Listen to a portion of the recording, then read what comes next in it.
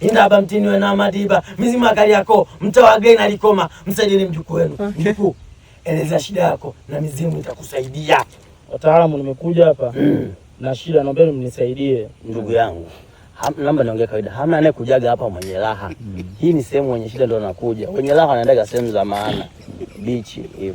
Wewe nienda kwenye point moja kwa moja.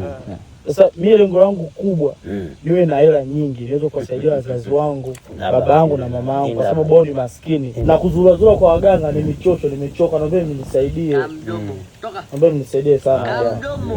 Okay. Sawa. Mjukuu, inahitajika kafara. Sawa. Tununue ng'ombe na mbuzi hapa kwa ajili ya kafara. Itahitajika 500,000. Bombastic side eye. Inahitajika 500,000. Sasa mimi nimekuja kwa mnisaidie, yani kwa kifupi sina hela. Kwa mimi nisaidieni tu afu nitarudi bila kulipa fadhila. Msenge nini yake wewe unataka tusome kwetu?